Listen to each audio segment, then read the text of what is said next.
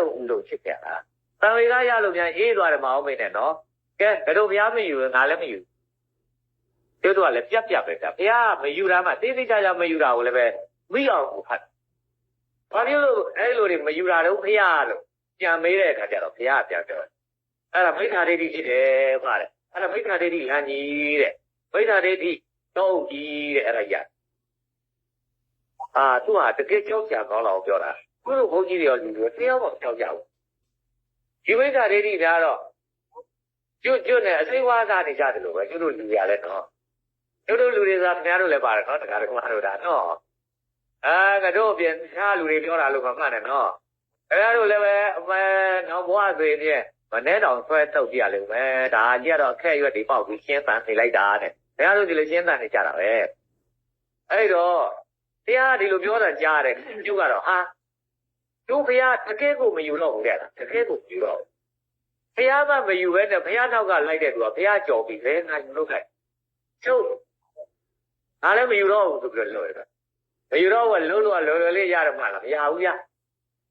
ဖြစ်တယ်လို့ဆိုတဲ့ဟာကိုဖြုတ်မဖြစ်ဘူးထဲမှာရောက်ပါပြီမဖြစ်ဘူးဆိုတဲ့အယူကိုဖြုတ်ဆိုပြီးတော့ဖြုတ်လိုက်တော့ဖြစ်တယ်ဆိုတဲ့ရောက်သွားပြန်ပြီဒုက္ခပဲလို့ပုံလေးတော့သိတဲ့မြင်မိတယ်လူပြက်တွေပြက်ကြဟာတဲ့ညာချီတော့တစ်ဖက်မှဆိုတာလူပြက်တယောက်ကနေခိုင်းတဲ့အခါမှာညာချီတော့ဖအဲ့ဒီညာချီတော့ကိုပြန်ချတော့ချဘယ်ချီတော့တစ်ဖက်မှဆိုဘယ်ချီတော့တစ်ဖက်ဖအဲ့ဒီဘယ်ချီတော့ကိုပြန်ချဆိုချချီတော့တစ်ဖက်လုံးမှဆိုဘယ်လိုလုပ်ချီတော့တစ်ဖက်လုံးမှမလို့ပေါ့ပြောမယ်ဆိုတန်းကိုတွဲခိုးပြီးတော့ပဲထားရမလားပေါ့ချီတော့တစ်ဖက်လုံးဘယ်မှနိုင်ပါကျွတ်တို့လည်းပဲသိပြီးတော့ဖြစ်တယ်ရဲ့မဖြစ်ဘူးရဲ့တစ်ဖက်လုံးမှလို့ဆိုတော့မပါတတ်တော့ဘူးတို့လည်းကဘိုးတို့လဲကြတော့မယ်အနေထားပဲဒုက္ခပဲဒီဒါနဲ့တို့ဘုရားဘယ်လိုများယူလိုက်တာတော့သူကတော့မယူပဲနေထိုင်တယ်တို့ပြမနေနိုင်ပါဘူးဘယ်လိုများလုံးလိုက်တာတော့လို့ဆိုတော့ဘယ်လိုများလုံးလိုက်တာတော့လို့မေးရတာလားခင်ဗျားတို့လွယ်လွယ်လေးမတင်နဲ့ကြုတ်ကြသိတယ်ဘာလို့လဲလို့ဆိုလို့ချင်းကျုပ်ကိုကြီးတစ်ထောင်လုံးကိုဘုရားပေးပြီးပြီလို့ကျုပ်ကကြောကြွေးကြော်ခဲ့တယ်ကိုဘုရားပေးပြီးဟောဒီတဘောကတော့ဘယ်သူမှမပေးတော့ဘုရားပဲပေးတို့ယောက်ျားသားဆိုမိန်းမပေးတယ်ဘာလို့သိရတာပေါ့နော်ဖေးဘူးဆိုတာဘုရားပဲပေးအခုဘုရားမသိဘူးညာဘုရားဘာယူလဲတော့မသိဘူးလို့ဆိုတော့မသိတဲ့လူကိုပြန်ငါ့ကိုပေးထားတယ်ဆိုတော့ငါယူလားတို့ကအဲ့လောက်ကြွက်ချက်တင်လိုက်တယ်ကိုငါယူရယ်ငါမသိတဲ့လူကိုငါ့ကိုပေးထားတယ်လို့ဆိုတာငါတော့ပေးစလက်ထားနိုင်တဲ့လူမရှိဘူးဒါလို့ဆိုတော့ငါ့ကိုပေးထားတာကိုပဲပြန်နှုတ်မလားပြန်နှုတ်ရင်ခက်ဒါမှမဟုတ်လို့ရှင်လဲငါ့ကိုပေးထားတဲ့သူကြောက်နေတာကိုရအောင်ရှာမလားရအောင်ရှာဘုရားရှာပုံတော်ဖွင့်ပြောပါဘုရားရှာပုံတော်ဖွင့်တဲ့အခါကျတော့ဘုရားဘာယူတာတော့ဘုရားဘာယူတာတော့ဘုရားဘာယူတာတော့ဒီမေကွန်းကကျုပ်ရဲ့ခေါင်းပေါ်ကနေတော့ခွဲချင်မှဖြစ်တဲ့အများအားပြနေပဲအရာပဲဗျဘုရားဘာယူတာတော့ဘုရားဘာယူတာတကယ်တော့နော်ဒကမတို့ရောတကာတို့ရောနော်ဘုရားဘာယူတယ်လို့မသိတာဟာဘုရားမသိတာနော်ဘုရားဘာယူတယ်လို့တော့မသိပါပဲနဲ့ဘုရားသိတယ်လို့ပြောရင်မှန်မှာမလား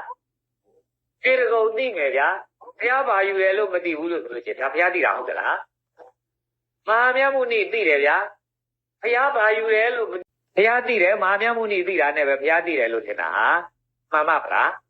မမှန်ဘူးနော်ဘုရားဘာယူတယ်လို့မသိရင်ဒါသူဖြင့်ဘုရားသိတာကိုပေါ့ဘူးလို့ပြောဒါနဲ့ဘုရားဘာယူလဲသိအောင်ရှာလိုက်ရတာဒီရှာတာကြီးကတော့ပြောကြတော့ဆိုတယ်ဘုရားတို့ခိုက်သွားလိမ့်ခိုက်ချင်ပြတော့ဘာလို့လဲဆိုတော့အဲ့ဒါတော့ခက်တယ်နားတော့မလဲချင်းတရားကြီးနောက်ဆုံးပိဋကလေးပြော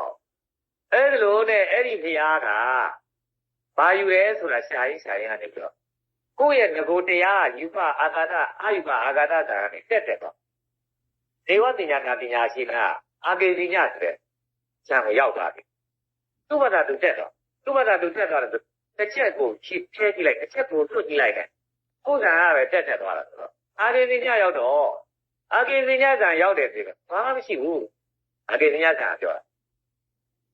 ကျုပ်လည်းမရှိဘူးနာလည်းမရှိဘူးသူတို့ကပြက်မျိုးတွေတဲ့မရှိတွေမဟုတ်ဘူးအပြက်တွေမှာတကယ်ရှိတွေကိုမဟုတ်ဘူးအယောင်ဆောင် အဲ့လိုဆိုဟာယုံလည်းမရှိဘူးနာလည်းမရှိဘူးလို့ပြောတော့ဟုတ်တယ်လို့ပြောအဲ့လိုကနေပြီးမှဘယ်လိုလုပ်မတော့ဘယ်လိုလုပ်မတော့ဘာလို့ဘာမှမရှိဘူးပြီနောက်ဘဝဘာနဲ့သွားမလဲပေါ့ဟောလည်းနောက်ဘဝဆွဲရလည်းပဲရှိနေတာဟောနောက်ဘဝဘာနဲ့သွားမလဲလို့ဆိုတော့ဘယ်လိုဆိုဘာမှမရှိရင်ဘယ်သူမှမသွားတော့ဘယ်သူမှမသွားတော့ရင်ဖြင့်ဘာလုပ်ကြလို့တလဲမဟုတ်သေးပါဘူးတရားဆိုတာတော့ရှိရပါပါအဲ့လိုကနေမှတရားဆိုတာတကယ်ရှိတာလားလို့ဆိုတော့တရားဟောတယ်ဆိုရှိတရားဆိုတာတကယ်ရှိတရားတကယ်ရှိတာတရားတကယ်ရှိဘုရားတကယ်ရှိဘုရားဘာတရားဟောတာလဲချုပ်ပြောကြတယ်ကောင်းတာလုပ်ရင်ကောင်းတာဖြစ်မယ်မကောင်းတာလုပ်ရင်မကောင်းတာဖြစ်မယ်ဟောတာကောင်းတာရဲ့မကောင်းတာရဲ့ကောင်းတာလုပ်တဲ့အကျိုးရဲ့မကောင်းတာလုပ်ရဲ့အဖြစ်ချက်၄ချက်ရကောင်းတာရဲ့ကောင်းတာလုပ်တဲ့အကျိုးရဲ့မကောင်းတာရဲ့မကောင်းတာလုပ်တဲ့အဖြစ်ဒီချက်၄ချက်ရတဲ့အခါကျတော့ဒါလို့ဆိုရင်မကောင်းတာနဲ့မကောင်းတာလုပ်တဲ့အဖြစ်ကောင်းတာနဲ့ကောင်းတာလုပ်တဲ့အကျိုးဆိုတော့ဒုက္ခသမုဒယនិရောဓပတ္တအဲ့ဒါဒီ၄ချက်ချင်းကတော့သွားတူကတ်ကြပဲကတ်ကြည့်အောင်ပါပဲဆိုတော့ဒါအရိယသစ္စာကိုကတ်တော့တကယ်တော့လို့ကောင်းတာလုပ်တယ်ကောင်းတာလုပ်တယ်ဆိုတာမက်ကင်ဟွာတကယ်တော့မတို့မက်ကင်နေသိတယ်ကာမဝါစာသမ္မာကမ္မန္တသမ္မာအာဇီဝနဲ့ဆိုတရားမက်ကင်တွေကနေဆိုတော့ဘာဖြစ်လဲဒီတရားမက်ကင်တွေပွားမှများတော့သမ္မာဝါယာမအာထုတ်သွားသမ္မာတတိဒီတရားမက်ကင်တွေမပြုတ်အောင်တတိထားသမ္မာသမာဓိဒီတရားမက်ကင်တွေပြက်လို့ရှိရင်ဖြစ်သွားမဲ့အဖြစ်အနာစာတရားတွေကိုထုတ်ပြီးသမ္မာသမာဓိသမ္မာဒိဋ္ဌိသီလတွေပြက်လို့ရှိရင်ဒုက္ခရောက်တာတွေ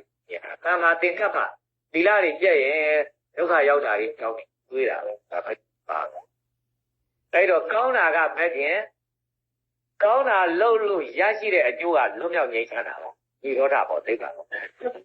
မကောင်းတာလုပ်တာကသမုဒိယမကောင်းတာလုပ်တာကြောင့်ဖြစ်သွားတဲ့အကျိုးကတော့ဒုက္ခတွေရဲ့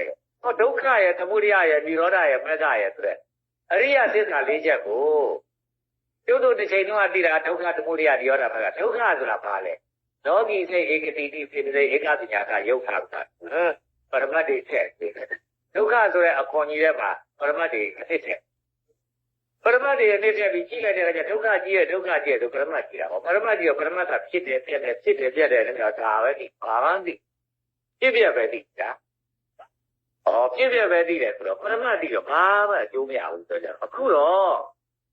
ဒုက္ခရဲ့မကောင်းတာလုပ်တာရဲ့အကျိုးတွေဆိုတော့မကောင်းတာလုပ်တာရဲ့အကျိုးတွေကအမျိုးမျိုးဘုံဘုံအရေးဖြစ်လိုက်ပိဋ္ဌာဖြစ်လိုက်အတူတကယ်ဖြစ်လိုက်ဒိဋ္ဌာဖြစ်လိုက်လူဖြစ်လိုက်နတ်ဖြစ်လိုက်ဇမာဖြစ်လိုက်ဒီလိုတစ်လှည့်ပြောင်းပြောင်းနဲ့ဟုတ်ကအကောက်ခေါင်းတွေပဲခြားခြားလဲပြီးဖြစ်နေတာတွေကဒါတွေကဒုက္ခတွေကို